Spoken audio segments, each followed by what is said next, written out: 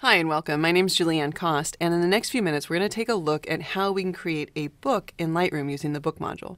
Now, the first thing you might notice here is that I've made a collection of images, and in that collection I've actually sequenced my files. Now, you don't necessarily have to do this, but I just find that in the library module I have a lot more space to move around and create my custom sort order, so I tend to do that here. The other thing that you might want to think about is over here in the metadata area, you can see that I actually have a title for each one of these images.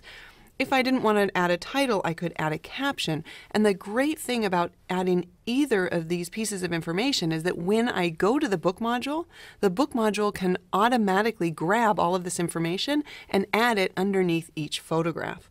So those are just two things you might want to keep in mind before you actually go to the book module. But let's go ahead and click on the book module now, and you can see that it will automatically start laying out a book. Now, that does depend on your preferences, so if yours doesn't do this, don't worry, because I'm actually going to scroll to the top because I think we can create a kind of more interesting book than just the default here. So what I'm going to do is up at the top, I'm going to click where it says Clear Book, and we'll just start from scratch. All right. Up at the top where it says Book Settings, you'll notice that you have three different options here. We can either create a book and print it to blurb, or we can create a book in order to create a PDF file or JPEG files. So I'm going to start by creating a blurb book. You can see that we have a number of different sizes here. We've got some square books as well as some landscape and portrait books. I'll go ahead and select the standard landscape for now. And then we can choose from three different cover types. In this case, I want a hardcover image wrap, but just know that you could have a book that has a dust jacket, or you can order a softcover book. Then for paper type, you'll want to select either a matte or glossy paper, and there are a variety of different levels of paper here. I actually prefer the Pro line, and since these images are quite vibrant, I'm going to go with the Pearl Photo. We can also choose to turn on a logo page, and you'll notice that when I have this on, the estimated price is around $48. If I turn this off, the estimated price will go up to almost $56. And all the logo page does is it adds a logo on the last page, so I'm definitely going to save myself a little money if I turn that on. Now let's take a look at the auto layout area. Now before I set these presets up, what I want to do is I want to go into the book menu here, and I want to come down to the book preferences. I just want to make sure that my layout options, the default photo zoom, is zoom to fit. I don't actually want Lightroom to enlarge my image and crop it if it's not at the correct aspect ratio. I can of course choose to do that on a per image basis later. You can see here where I have the Start New Books by autofilling. That's why when I moved to the book module, Lightroom automatically created the book for me. So if you want to, you can choose to turn that off. And then here in the text options where it says Fill Text Boxes With, I'm going to make sure that this says Title Metadata, because remember, I added titles to each one of these images back in the library module. All right, let's close that, and then I'll choose to edit my auto layout presets. Here we can see that we have options for the left pages and the right pages. In this case, I'll keep it simple. I'm going to keep the left pages set to the same as the right side. Then on the right side, I have all of these different options that I can choose from. So for example, if I wanted to see the templates that had 3 photos per page, I would select that, and then we can scroll down through it. And Lightroom ships with over 180 different templates. If you're doing something like a book for a wedding or travel or portfolio, Lightroom has also kind of gathered together the typical templates that you might want to use for those kinds of books, so you can select those as well.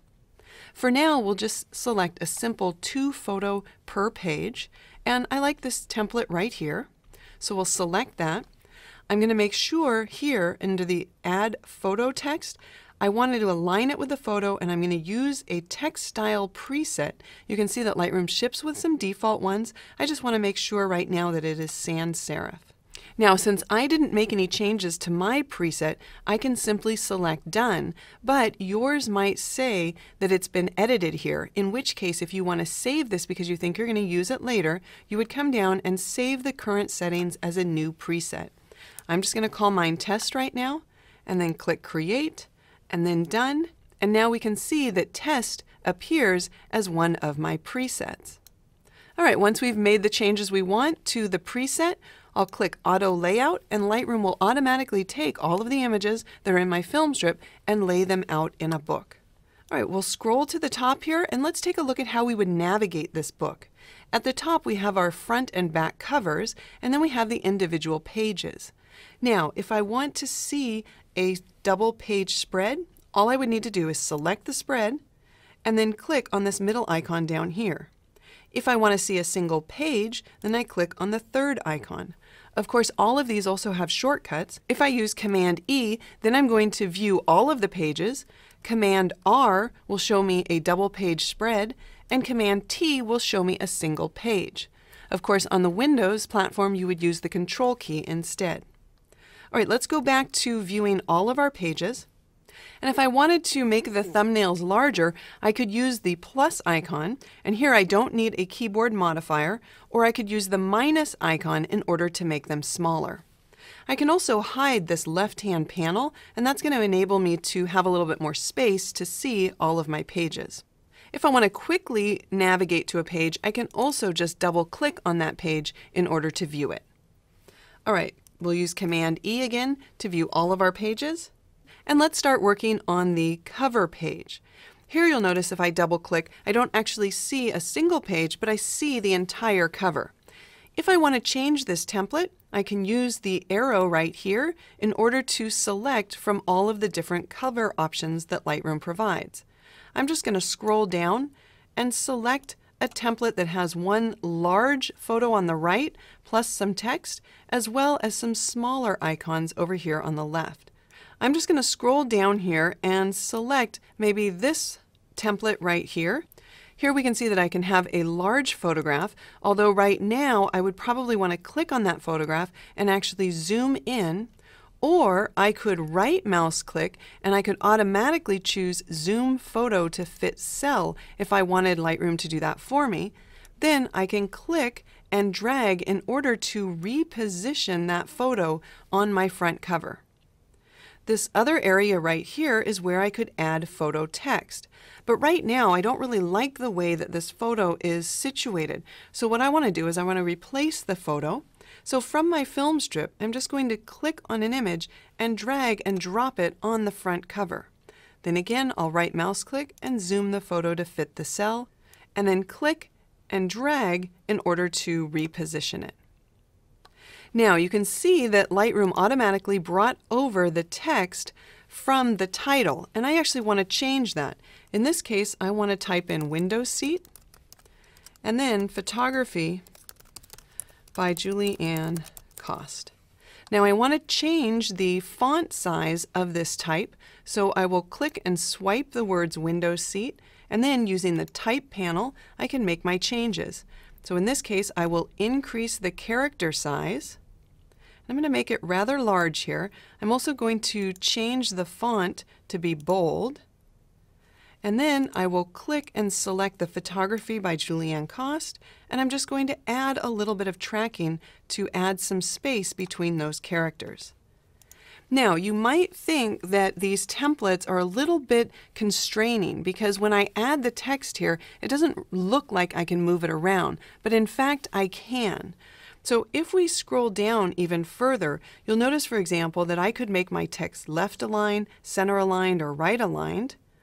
Or I could move up here to the cell options and I can actually change the amount of padding. Now by default the padding is linked, so if I moved like the top slider here, you can see that they all move together. And I don't really want that, so I'm going to uncheck the link all, and I just want to move this text down a little bit. So now when I move the top slider, you can see that it moves down and repositions the text for me. In addition, if I wanted to move it left or right, we could simply move one of those sliders as well. Now I want to start to work on the back page here, but in order to do so, I'd actually like to see all of these little cells. So I'm going to go to my Guides area and I'm going to turn on the Show Guide option. You can see that Lightroom placed one image in one of these cells, but I want to obviously fill them all up with images, but I don't really want to do it one at a time. So in my film strip, I'm going to select my first image, And then I'm going to scroll over and hold down the Shift key while I select all of the images in my film strip. Then I'll click and drag into the first cell, and we can see that Lightroom has dropped all of those different images into each one of these cells. Now on this page, I would really like to quickly select all of the cells, so I'll go to the Edit menu and then select all photo cells. Now I want to be a little careful here because Lightroom actually selected all of the cells on both pages. So I'm going to hold down the Command key or the Control key on Windows and just deselect the cell on the right-hand side. Then, because all of these cells are selected, I can right mouse click and choose Zoom Photos to fit cells, and now they're all filling the full square. Of course, if I want to change the position of any of these, I'll just click outside the cells so that I deselect them all, then click on one and simply click and drag in order to reposition that photo within the cell.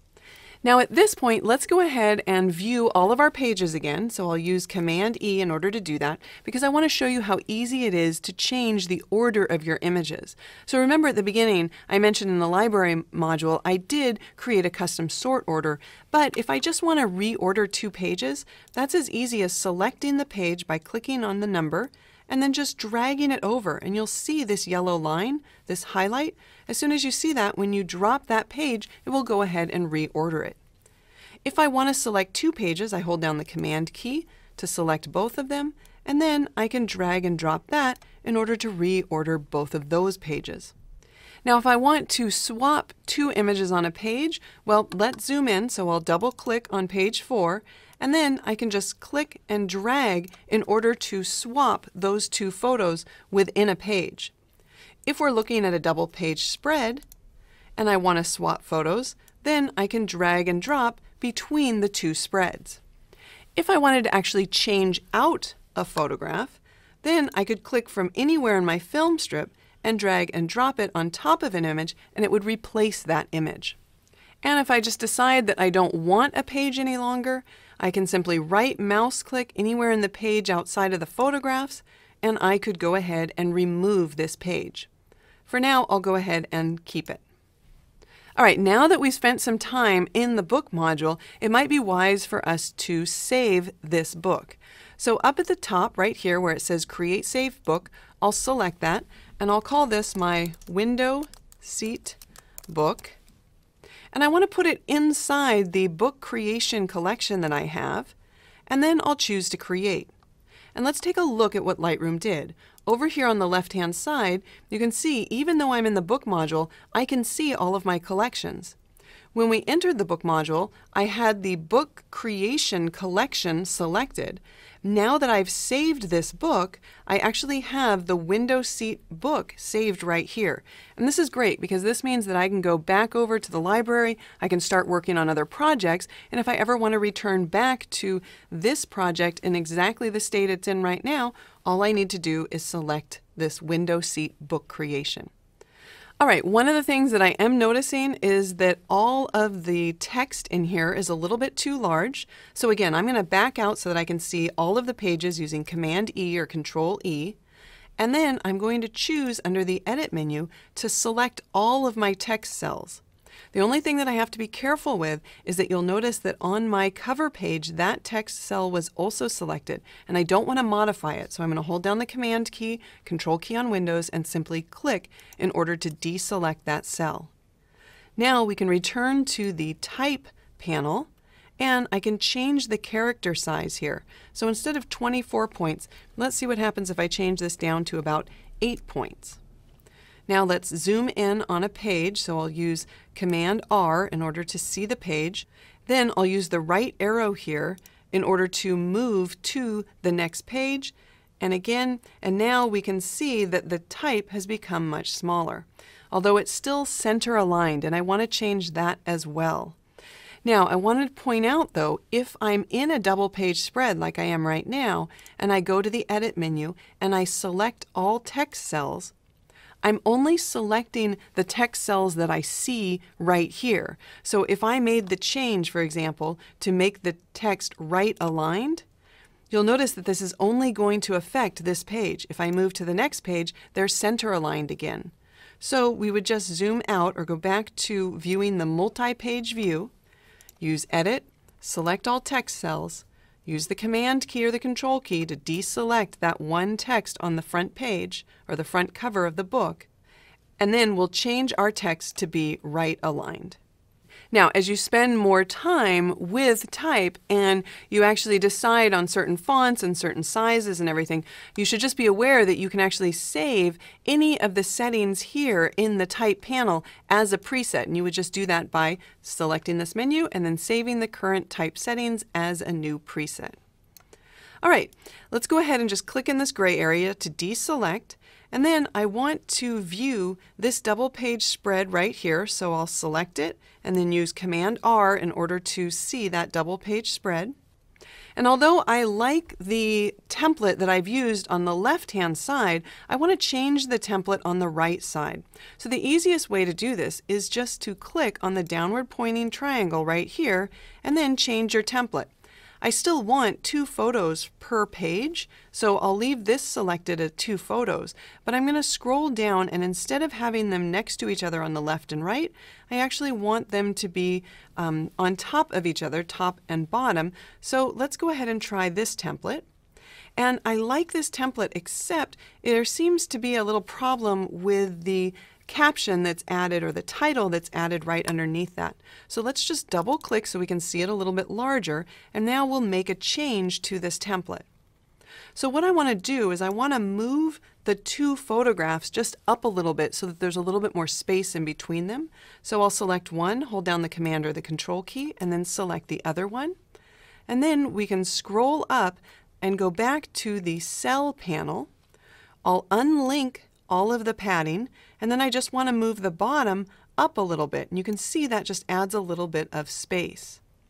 Now the captions that it added are a little bit too far down, so I'm going to select both of those, again by holding down the Command or the Control key and clicking on both of them.